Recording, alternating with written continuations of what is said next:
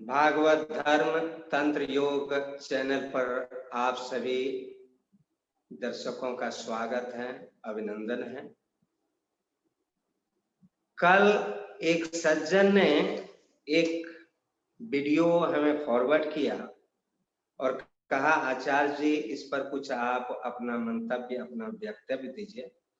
वो वीडियो संगोष्ठी समता भारत टीवी पर कुछ लोगों का डिबेट है, जिसमें कुछ युवा पीढ़ी, कुछ सो कॉल्ड जो हमारे धर्म के प्रवक्ता हैं, जो वक्ता हैं, उनसे प्रश्न किए हैं और उन्हीं का सारांश जो उन लोगों का डिस्कशन हुआ, उन्हीं का मैं प्रश्न को लेकर के आज चर्चा करूंगा। तो आज हमारे बीच आचार्य पूर्णदेवानंद जी मौजूद हैं। वो एक वरिष्ठ आचार्य हैं और करीब 36 ईयर से वो एक सन्यासी हैं आनंद मार्ग संस्था से।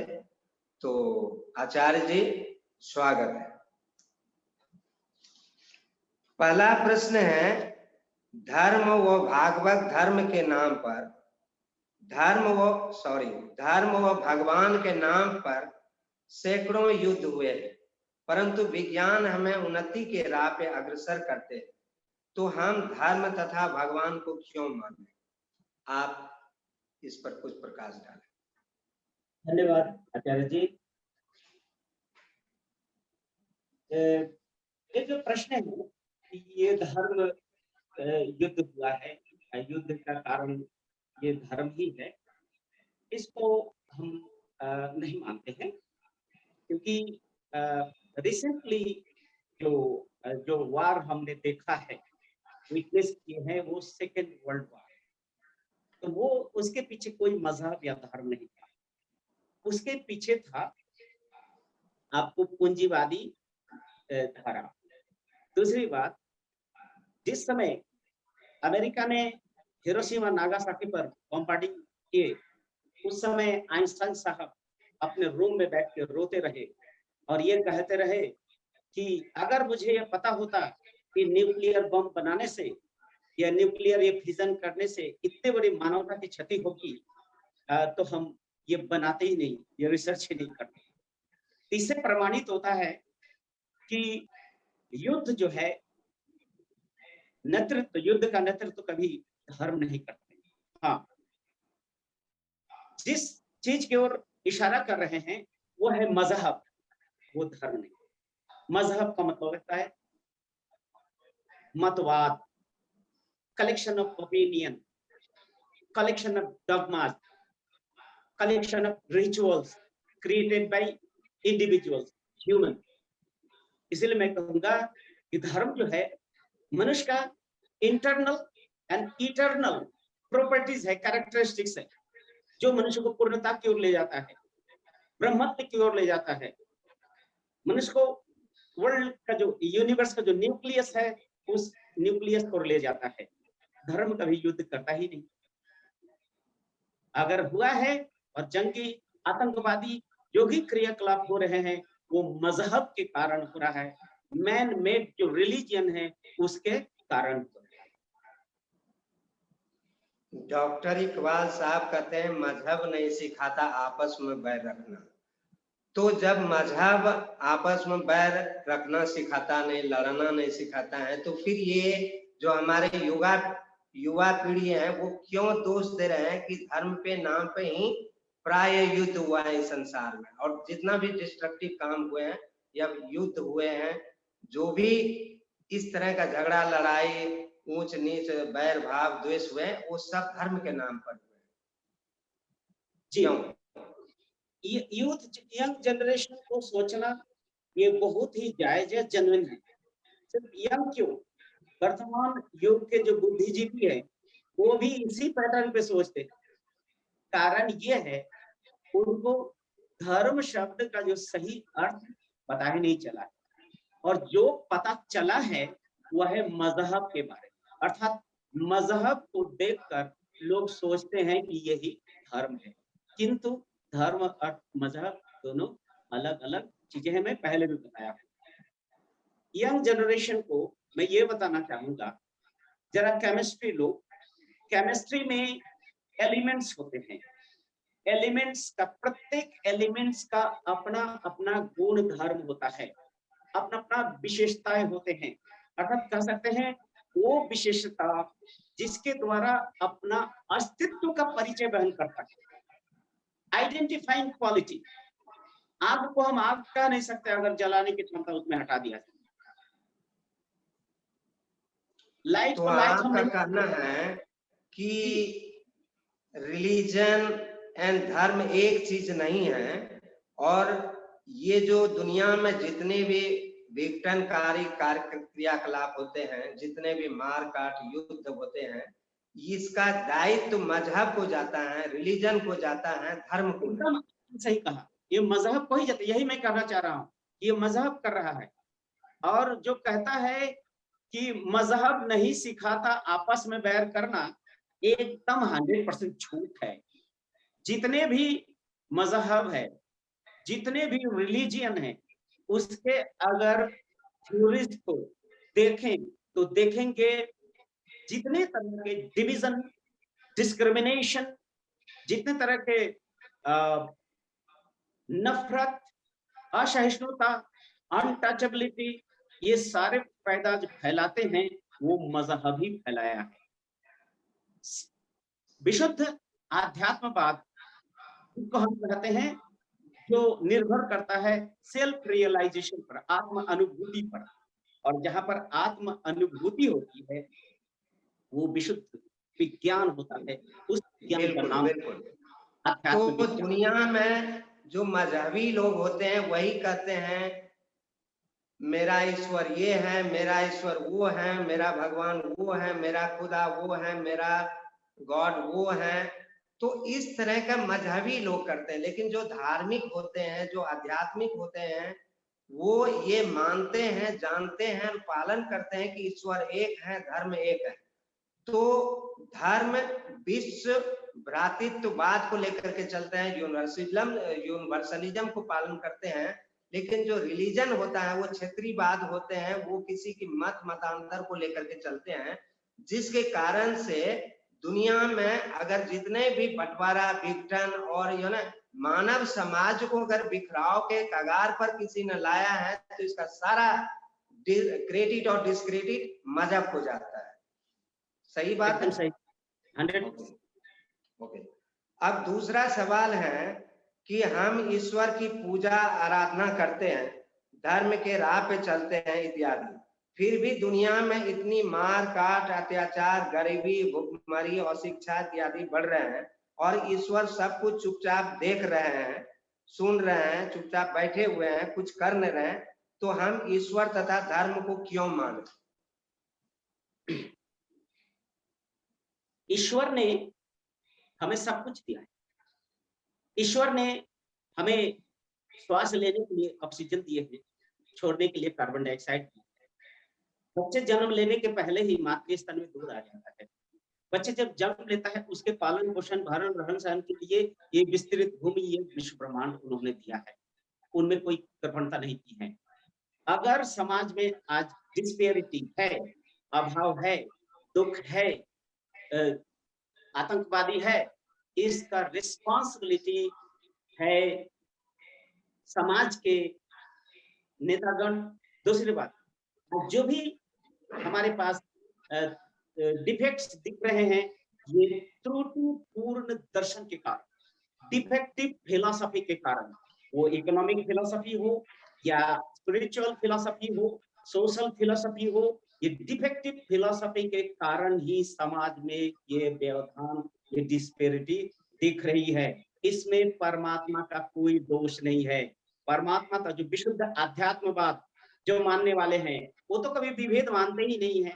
वो तो चाहते सर्वजन सुखाय, सर्वजन हिताय, सबका कल्याण हो, सबका भलाई हो। किंतु मनुष्य जिनको परमात्मा ने अनंत शक्ति दिया है, उस शक्ति का प्रयोग अगर वो उसका जो मिसयूटिलाइजेशन करे और डिस्ट्रक्शन में ले जाए, इसका रिस्पॉन्सिबिलिटी परमात्मा को हम कैसे दे सकते हैं? परमात्मा ने तो सब दुनिया में इतनी मारकाट हो रहे हैं, इतनी बिखराव हो रहे हैं, इतनी हर चीज की समस्या खड़ी हो रही है, तो भगवान आकर के हमें क्यों नहीं बचाते हैं? जबकि हम उसकी पूजा करते हैं, उसको रोज मानते हैं, उसके बताए हुए रास्ते पे चलते हैं, फिर भी क्यों परमात्मा सेवियर बनकर के, मसीहा बनकर के क्यों नहीं बचाते हैं? अगर नहीं बचाते हैं, चुपचाप देखते रहते, तो हम उसको क्यों माने? युवा पीढ़ी का ये प्रश्न है।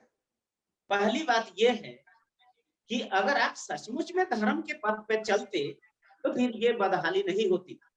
हम धर्म के पथ पे नहीं चल रहे हैं, धर्म को छोड़कर हम आडंबर के पथ पे चल रहे हैं।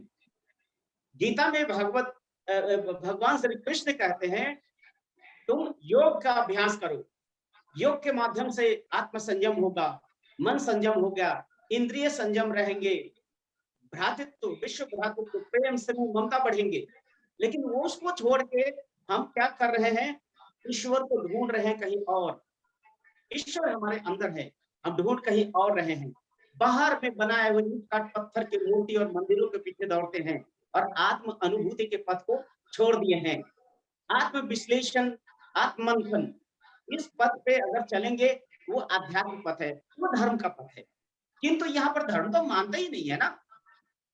धर्म के जो तथाकथित जो आज कुछ धर्म मान रहे हैं, हिंदू, मुस्लिम, सिख, ईसाई, ये तो मजहब है, मतवाद है। यहाँ पर तो कोई ईश्वर अनुभूति, आत्मा अनुभूति के लिए सोच ही नहीं रहे हैं। यहाँ पर सिर्फ भगवान से पैसे चाहिए, उनसे नौकरी चाहिए, बेटी का विवाह करवाना है उसके लिए परमात्मा शक्ति चाहिए, जश चाहिए, नाम चाहिए, कीर्तन चाहिए। किसी को आत्मा अनुभूति नहीं चाहिए, आध्यात्मिकता नहीं चाहिए, उनको परमानंद की प्राप्ति नहीं चाहिए। उन्हें चाहिए ये जग, ये दुनिया में जितना भोग विलास, इसी में वो परमात्मा को खोजना चाहते हैं। ये त्रुटिपूर्ण दर्शन, त्रुटिपूर्ण पथ प्रदर्शक के कारण ये हुआ है। ये आध्यात्मिक नहीं। मैं युवा वर्ग को कहना चाहूंगा कि भक्ति की एक सीमा होती है, मर्यादा होती है, सेवा की एक सीमा और मर्यादा होती है। उसकी परिभाषा, उसकी अर्थ को जानना चाहिए, उनकी निहित भाव को जानना चाहिए। भक्ति का मतलब ये नहीं होता है कि आप भगवान को माने, उसकी पूजा करें, स्तुति आराधना करें और ये मांगे कि हमको धन दीजिए, तो हमको यौवन दीजिए, तो हमको नौकरी दीजिए, तो हमको पैसा दीजिए, तो हमको ये दीजिए, वो दीजिए। ये तो बिजनेस हो गया। इसलिए सेवा और धर्म में, सेवा और भक्ति में किसी भी तरह की रिटर्न एक्सपेक्टेशन नहीं होना चाहिए कि मैं ये कर रहा हूं तो मुझे ऐसा प्राप्त हो। तो ईश्वरी भक्ति उसी को कहते हैं जिससे कि हमारे क्रियाकलाप से, कर्म से, व्यवहार से, हमारे चरित्र से ईश्वर खुश हो और उसे आनंद मिले, उसे खुशी हो। ना कि उनसे कुछ चाहत रखने का नाम भक्ति नहीं है, उसको खुश करने का नाम भक्ति है। और ईश्वर से केवल मोक्ष मुक्ति की कामना करना चाहिए, ना कि दुनियावी चीजों की कोई चीज करना चाहिए। ये जो आजकल मंदिर, मस्जिद, गुरुद्वारे ये सब जाकर के, हाँ, तो ये जो कुछ मांगने की करते हैं कि हमको ये दो, वो दो, ये भक्ति नहीं है। ये भक्ति के नाम पर आडंबर है, ये भक्ति के नाम पर व्यवसाय है। इसीलिए ईश्वर क्यों आपकी गलत चीजों को पूरा करेगा, क्यों गलत कामना को पूरा करेगा, क्यों आपका को ख्वाहिश को पूरा करेगा? हाँ, बोलिए आप। मैं ये बोल रहा हूँ, ये भी पता नहीं कितना सही होगा ये बोलना कि हमें सिर्फ मोक्ष की इच्छा रखना चाहिए। भगवान आनंद मूर्ति जी तो कहते हैं, तारक ब्रह्म आनंद मूर्ति जी कहते हैं कि जो आध्यात्मिक पथ पे चलेंगे उनको जागतिक समृद्धि भी मिलेगी और मानसिक रिद्धि और आध्यात्मिक सिद्धि, ये तीनों चीज मिलेंगी। अगर जागतिक सुख भी मिलेंगे, मानसिक बौद्धिक जो उन्नति वो भी मिलेगा और साथ साथ आत्मिक आनंद भी मिलेगा। ये तीनों चीज ये मिलता है। सो आध्यात्मिक पथ पे चलने वाले कभी अपने सुख के बारे में नहीं सोचते हैं, क्योंकि वो सोचते हैं सर्वजन सुखाय सर्वजन हिताय। अगर सब लोग सुरक्षित है तो मैं सुरक्षित रहूंगा, अगर ये देश सुरक्षित है तो मैं सुरक्षित रहूंगा, ये समाज अगर सुरक्षित है तो मैं सुरक्षित रहूंगा, ये आध्यात्मिक चिंतन है। किंतु रिलीजियस थिंकिंग है आत्म सुख तत्व, मुझे चाहिए, मुझे नाम चाहिए, मुझे जश चाहिए, मुझे कीर्ति चाहिए, ये रिलीजियन है। इसलिए रिलीजियन के पद पे चलकर ईश्वर को बदनाम करना बंद करें, क्योंकि ईश्वर का पद सर्वात्मक उन्नति का पद है, आत्मानुभूति का पथ है, रियलाइजेशन का पथ है। इसीलिए जो मजहब के पथ पे चल के ईश्वर को ब्लेम करते हैं, ये सरासर गलत है। बिल्कुल, मैं आपसे सहमत हूं। अगला प्रश्न है, जो देश नास्तिक हैं वो देश उतना ही खुशहाल व समृद्ध है, तथा जो देश जितना कट्टर आस्तिक है वो उतना ही ज्यादा बदहाली, गरीबी और शिक्षा से पीड़ित है, क्यों? ये भी सत्य नहीं, क्योंकि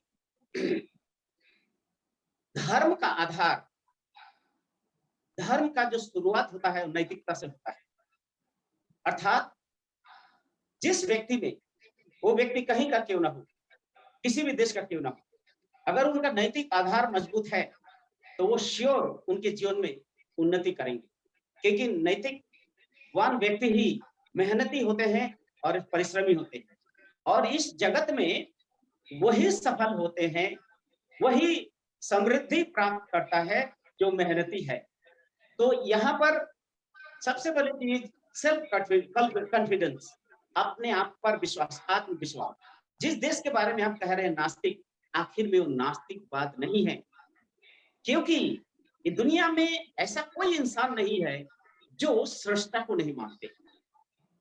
प्रत्यक्ष परोक्ष दोनों रूप में वो सृष्टा, दुनिया बनाने क्रिएटर को, एक सुप्रीम पावर को मानते हैं, और उस मानकर आदमी आगे बढ़ता है और प्रगति के पथ पर जाते हैं। प्रश्नकर्ता का यहाँ आशय ये है आस्तिक से कि जैसे भारतवर्ष में धन की देवी लक्ष्मी है, उसकी पूजा होती है, फिर भी हम गरीबी में गुजारा करते हैं।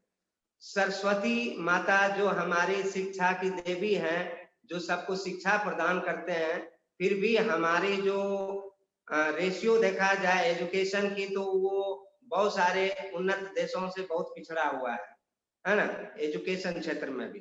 तो जो लोग सरस्वती माता को नहीं मानते वो बहुत शिक्षित हैं, बहुत विकसित हैं, और हम लोग यहाँ सरस्वती माता की दिन रात पूजा करते हैं, फिर भी उतना बौद्धिक उन्नत नहीं है कहने के अनुसार से उसके। दूसरी बात, दुर्गा की पूजा करते हैं, फिर भी अमेरिका में कोई दुर्गा पूजा नहीं होती है, लेकिन वो बहुत ही शक्तिशाली है, पूरे विश्व को मतलब वो डराता दम। तो कहने का मतलब ये क्या है, मतलब ये उसका ये कहना है कि हम इन देवी देवताओं को मानते हैं, फिर भी हम पिछड़े रह गए, और वो लोग इसको नहीं मानते, फिर भी वो धन से, बुद्धि से, बल से बहुत आगे हैं, क्यों है ऐसा? अगर हम भारतवर्ष का लेते हैं तो भारतवर्ष का अगर इतिहास को देखते हैं तो भारतवर्ष का एक गौरवोज्जवल इतिहास रहा है। जिस समय भारत को वर्ष को गोल्डन बर्ड कहा जाता है, सोने की चिड़िया कहा जाता है, सोने की चिड़िया कहा जाता है। क्यों? क्योंकि उस समय भारतवर्ष अर्थनीति, राजनीति, संस्कृति, धर्म नीति, शिक्षा नीति हर क्षेत्र में अग्रणी थे। पूरे विश्व को शिक्षा का जो केंद्र है ये भारतवर्ष ही रहा है। विश्व का सबसे पहला विश्वविद्यालय, ज्ञान केंद्र, गुरुकुल वो भारतवर्ष ही रहा है। तक्षशिला, विक्रमशिला और नालंदा, ये ज्ञान एक पूरे विश्वविद्यालय है। वो नालंदा, तक्षशिला और विक्रमशिला, इसको बर्बाद किसने किया? मुगलों का इन्वेशन और ब्रिटिश प्रशासन ने, ब्रिटिश के किंग मैकले ने जो भारतीय शिक्षा व्यवस्था को बर्बाद किया, जो कमर तोड़ा है, वो आज भी भारतवर्ष आगे नहीं बढ़ पा रहा है। यहाँ पर जो केमिस्ट्री, फिजिक्स, बायोलॉजी का जो एजुकेशन दिया जा रहा है, मैथमेटिक्स का, केमिस्ट्री, फिजिक्स, बायोलॉजी पढ़ के किसी का चरित्र निर्माण नहीं हो सकता है, एक मनुष्य बन नहीं सकता है। इसलिए जो चरित्र निर्माण, नैतिकता, आध्यात्मिकता भारत के गुरुकुलों में सिखाया जाता था, लेकिन भारतवर्ष की शिक्षा नीति बिगड़ गई और भारत की अर्थनीति भी बिगड़ गई, भारत की कृषि नीति भी बिगड़ गई, भारत के संस्कृति को बर्बाद किया, भारत के मेरुदंड उसको नाश कर दिया ब्रिटिश और मुगलों ने। इसलिए दोषी वो है।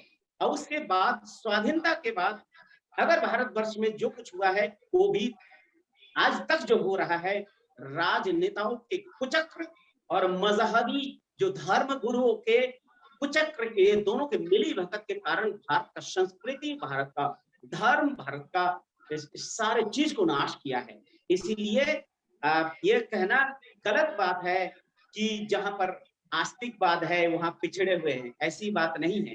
भारत में तो आस्तिक नास्तिक नाम का कोई चीज आज है ही नहीं, सब तो खिचड़ी पका हुआ है। 1 मिनट में वो आस्तिक बन जाते हैं, दूसरे मिनट में वो नास्तिक बन जाते हैं। अपॉर्चुनिस्ट माइंड बना है, सेल्फिश मेंटालिटी बनी है। आदम इसकी मिस्र के पूंजीवाद और कार्ल मार्क्स का साम्यवाद, और ये सब मिलके हमारे भारतीय संस्कृति और सभ्यता को ही चकनाचूर कर दिया है। तो अगर दोषी ठहराना है उनको, दोषी ठहराना है गलत शिक्षा व्यवस्था को, दोषी ठहराना है ये जो लीडर्स है, तथाकथित लीडर्स। बिल्कुल। तो एज एडिशन मैं इसमें कहना चाहूंगा कि कोई भी देश, कोई भी समाज पिछड़ा रहने का धर्म नहीं बल्कि कुछ और जिम्मेदार हैं। मैं उनको कुछ पॉइंट बताना चाहूंगा। इसके लिए जिम्मेदार है कुरीति, रिवाज, अंधविश्वास, भाव जड़ता, त्रुटिपूर्ण सामाजिक अर्थनैतिक दर्शन, अनैतिक नेतृत्व, घूसखोरी, जात पात, ऊंच नीच, ये तमाम बातें भारत में कण कण में, जड़ जड़ में और रग रग में ये फैला हुआ है। ये सारी चीजें बुराई, इसलिए विज्ञान और धर्म इसके लिए दोषी नहीं है, जिम्मेदार नहीं है। इसके लिए तमाम प्रकार की ये जो गलत चीजें हम लोगों के समाज में व्याप्त हैं, परिवार में व्याप्त हैं, व्यक्ति में व्याप्त हैं, वो इसके लिए 100% जिम्मेदार है। इसलिए अगर हमें किसी का विरोध करना है तो इन तमाम बुराइयों का विरोध करना है। और देखिए फिर कैसे भारत सर्वश्रेष्ठ और धर्म गुरु, विश्व गुरु कैसे नहीं